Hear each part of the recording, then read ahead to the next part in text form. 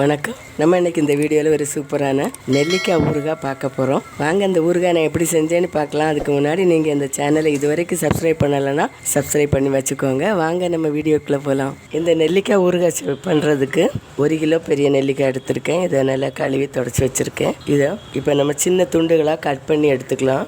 இப்போ இந்த நெல்லிக்காவை சின்ன சின்ன துண்டுகளாக நம்ம கட் பண்ணிக்கலாம். வேக வச்சு நம்ம எடுத்தும் பண்ணலாம். அதை விட இந்த பச்சையாக நம்ம பண்ணோன்னா கெட்டு போகாமல் அதிக நாள் வரும். அதனால தான் பச்சையாக பண்ணுறோம். இதே மாதிரி நல்லா கத்தி வச்சு நல்லா கட் பண்ணி எடுத்துக்கலாம்.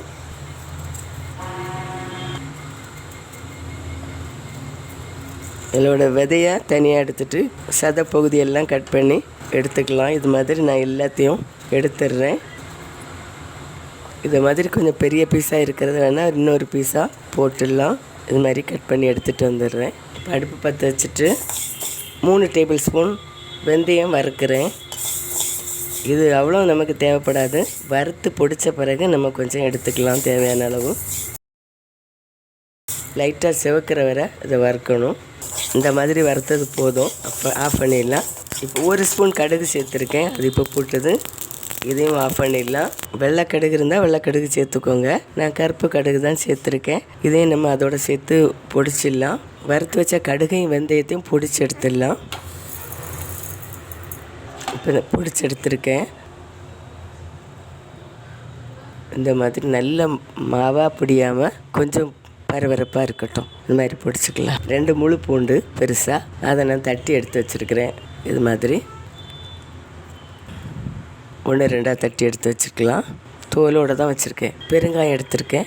1/2 டீஸ்பூன் எடுத்திருக்கேன். கொஞ்சம் தேவையான அளவு போட்டுக்கலாம். 1 கைப்பிடி அளவு கருவேப்பிலை, அது நல்லா ஃப்ரெஷ்ஷாக இருக்குது. இது மாதிரியும் போட்டுக்கலாம். காஞ்சிருந்தாலும் பரவாயில்ல, இருந்தால் அதையும் போட்டுக்கலாம். 5 டீஸ்பூன் மிளகாத்தூள், 3 டீஸ்பூன் உப்பு எடுத்து வச்சுருக்கேன். தேவையான அளவு போட்டுக்கலாம். இப்போ கட் பண்ணி எடுத்தாச்சு எல்லாத்தையும். இப்போ இந்த கட் பண்ணி வச்சுருக்கிற இந்த நெல்லிக்காயில் கொஞ்சம் உப்பை தூவி விட்டு ஒரு 10 நிமிஷம் வச்சிடலாம். அப்போனா இந்த இதில் கொஞ்சம் உப்பு சேரும். நம்ம தாளித்த உடனே சாப்பிட்டாலும் நல்லாயிருக்கும் கரெக்டாக. இல்லைன்னா இது உப்பு நெல்லிக்காயில் ஊறாமல் இருக்கும். கொஞ்சம் லேட்டாக தான் எடுக்க முடியும். அதனால் நான் இப்போ இதில் 1.5 ஸ்பூன் உப்பு இதில் சேர்த்து மிக்ஸ் பண்ணி வைக்கிறேன்.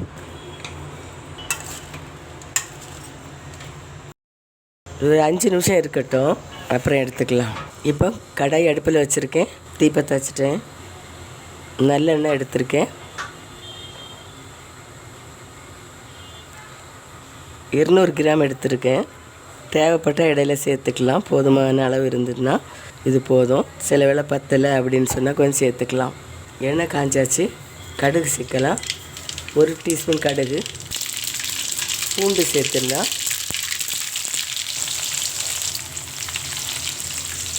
அடுப்பை கொஞ்சம் குறைச்சி வச்சுக்கிடுவோம். கருவேப்பிலை சேர்த்துருக்கேன் பாதி. வெட்டி வச்ச இந்த நெல்லிக்காயை உப்பு போட்டு வச்சுருக்கோம், கொஞ்சம் சேர்த்துடலாம். கலந்துடலாம். நம்ம பச்சையாகவே பண்ணுறதுனால இந்த எண்ணெயில் கொஞ்சம் நல்லா வதக்கிக்கிடலாம். இப்போ அடுப்பை கொஞ்சம் கூட்டி வச்சுக்கிறேன். 2 நிமிஷம் வதக்கிக்கலாம். வீடியோவை இடையில நீங்கள் கட் பண்ணாமல் கடைசி வரை பார்க்கணும். இந்த ஊறுகாய் பண்ணும்போது இதில் நம்ம சேர்க்கக்கூடிய எல்லாமே அந்தந்த டைமில் நம்ம சேர்க்கணும், தான் நல்லா வரும். இப்போ நான் இதை 2 நிமிஷம் வதக்கணும். 1 நிமிஷம் ஆயிருக்கு, இன்னும் 1 நிமிஷம் வதக்கணும். அப்போ வதங்கும் போது இந்த நெல்லிக்காய் கொஞ்சம் சுருங்கி வரும். இதில் நான் உப்பு கொஞ்சம் சேர்த்துட்டேன். உப்பு சேர்த்தா இந்த நெல்லிக்காயோட கொஞ்சம் நல்லா சேர்ந்து நம்ம தாளித்து முடித்ததும் சாப்பிட்டாலுமே நல்லாயிருக்கும். உப்பு காரம் எல்லாம் நல்லா சேரும். அதனால தான் நான் ஃபஸ்ட்டே உப்பை அதில் கொஞ்சம் சேர்த்து வதக்கிட்டுருக்கேன். பூண்டு நம்ம சேர்க்குறதுனா நமக்கு நல்ல வாசம் கிடைக்கும். நம்ம தாளிக்கும் போதே நல்ல ஒரு வாசம் இருக்கும் பூண்டு சேர்க்குறது. இந்த நெல்லிக்காய் நல்ல உடம்புக்கு ரொம்ப குளிர்ச்சியானதாக இருக்கிறதுனால அடிக்கடி சளி பிடிக்கும்ன்றவங்க கொஞ்சம் பார்த்து சாப்பிடுங்க. சளி இருக்கிற நேரம் இது சாப்பிடக்கூடாது. அது மாதிரி இது ஸ்கின்னுக்கு ரொம்ப நல்லாயிருக்கும். முடி வளர்கிறதுக்கு, கண்ணுக்கு இந்த நெல்லிக்காய் ரொம்ப நல்லது. டெய்லி ஒரு நெல்லிக்காய் சாப்பிட்டா ஒரு ஆப்பிள் சாப்பிட்ற சத்து அதில் இருக்குது அப்படின்னு சொல்கிறாங்க. இப்போ பாருங்கள் கொஞ்சம் வதங்கியிருக்கு, கலர் சேஞ்ச் ஆகிருக்கு. இப்போ வதங்கியிருக்கிறது போதும், நல்லா வதங்கிடுச்சு. இந்த அளவு போதும். இப்போ இதில் மிளகாத்தூள் சேர்த்துடலாம்.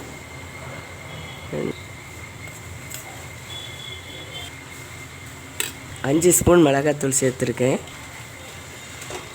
காரம் பார்த்துட்டு சேர்த்துக்கலாம். மிளகாத்தூள் சேர்க்கும் போது அடுப்பை நல்லா குறைச்சி வச்சுட்டு தான் சேர்க்கணும். இன்னும் 1 ஸ்பூன் சேர்த்துடலாம். 6 ஸ்பூன் சேர்த்துடுறேன். உப்பு சேர்த்துக்கலாம். 1.5 ஸ்பூன் உப்பு ஏற்கனவே நெல்லிக்காயில் புரட்டி வச்சுருந்தேன். இதை மீதி அதில் சேர்த்துடலாம். 3 டீஸ்பூன் உப்பு. நம்ம அளவுக்கு டேஸ்ட்டு பார்த்துட்டு தேவைப்பட்டால் சேர்த்துக்கலாம். 1 டீஸ்பூன் உப்பு சேர்க்குறேன். இது கூட 1 டீஸ்பூன் காஷ்மீரி சில்லி பவுடர் சேர்க்குறேன். கொஞ்சம் கலராக இருக்கும், அதுக்காக. இது ஊற ஊற காரம் உப்பெல்லாம் கம்மி ஆயிடும். அதனால் நம்ம கொஞ்சம் அளவாக போட்டால் தான் சரியாக கிடைக்கும். நீங்கள் பண்ணும்போது அந்த டேஸ்ட்டை நீங்கள் பார்த்துக்கோங்க. பார்த்துட்டு அதுக்கு தகுந்தாப்பில் உப்பு காரம்லாம் நீங்கள் பண்ணி சேர்த்து போடுங்க. காரம் உப்பெல்லாம் கரெக்டாக பார்த்து போடுங்க. கருவேப்பிலை கொஞ்சம் இதில் போட்டுடலாம் பச்சையாக. பெருங்காயத்தூள் 1/2 டீஸ்பூன் எடுத்து வச்சுருந்தேன். அதை இதில் போட்டுடலாம். 1/4 டீஸ்பூன் போட்டிருக்கேன். வெந்தயமும் கடுகும் இதை சேர்த்து அரைச்சது. 3 டீஸ்பூன் வெந்தயம், 1 டீஸ்பூன் கடுகு, அதை அரைச்சி பொடிச்சு வச்சுருந்தோம் இல்லையா, அதிலேருந்து நம்ம இப்போது 1/2 டீஸ்பூன் எடுத்திருக்கேன். அது போதும், ரொம்ப போட்டால் கசக்கும். 1/2 டீஸ்பூன் கொஞ்சம் குறைவாக தான் எடுத்திருக்கேன். இதே நல்லா மிக்ஸ் பண்ணி விட்டுடலாம்.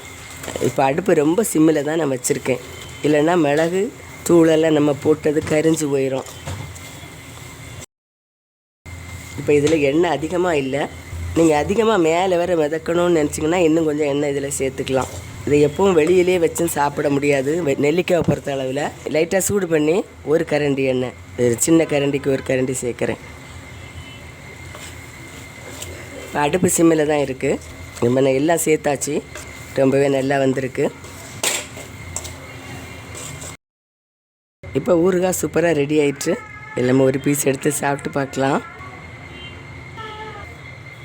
ரொம்ப டேஸ்ட்டாக இருக்கும். இந்த ஊறுகாய் நல்லா வந்திருக்கு. நீங்களும் வீட்டில் இது மாதிரி ட்ரை பண்ணி பாருங்கள். இந்த அளவுகளோடு செய்து பாருங்கள். இப்போ இந்த எண்ணெயில் கொஞ்சம் உப்பு, நம்ம சேர்த்த உப்பெல்லாம் ரொம்ப உடனே இதாகாது. அப்படியே இருந்து கொஞ்சம் 2 நாள் ஊறணும். அப்படி ஊறும்போது இந்த நெல்லிக்காய் இன்னுமே டேஸ்ட்டாகவும், இன்னும் காரம் உப்பெல்லாம் அது சேர்ந்து ரொம்பவே நல்லா டேஸ்ட்டாக வரும். இங்கே 2 நாள் இதை வெளியே வச்சுட்டு அப்புறம் பாட்டிலில் போட்டு ஃப்ரிட்ஜில் வச்சு தான் யூஸ் பண்ணால் ரொம்ப நாளைக்கு வரும். வெளியே வச்சு மறந்தே வச்சோன்னா டேஸ்ட்டு மாறும், அதை ஸ்மெல் மாறும். அதனால் மேக்ஸிமம் ஃப்ரிட்ஜில் வச்சே யூஸ் பண்ணுங்கள். இவ்வளோதான். நீங்களும் வீட்டில் இது மாதிரி ஒரு தடவை ட்ரை பண்ணி பாருங்கள். இந்த ஊறுகாய் ரொம்ப நமக்கு கண்ணுக்கு, ஸ்கின்னுக்கு, முடி வளர்கிறதுக்கு எல்லாம் ரொம்ப யூஸ்ஃபுல்லாக இருக்கும். ரொம்ப சத்தானது கூட. எல்லாருமே சாப்பிடலாம். மறுபடியும் ஒரு நல்ல ரெசிபியோட நான் உங்களை சந்திக்கிறேன். மறக்காமல் லைக் பண்ணுங்கள், கமெண்ட் பண்ணுங்கள், சப்ஸ்கிரைப் பண்ணுங்கள். நன்றி. God bless you. நான் இப்போ அலுமினியம் பாத்திரத்தில் தான் இதை செஞ்சுருக்கேன். இதை உடனே மாற்றி வச்சிடுறேன். கிளாஸ் பாட்டிலில் அல்லது இந்த மண் சட்டியில் இந்த மாதிரி மாற்றி வச்சுக்கலாம்.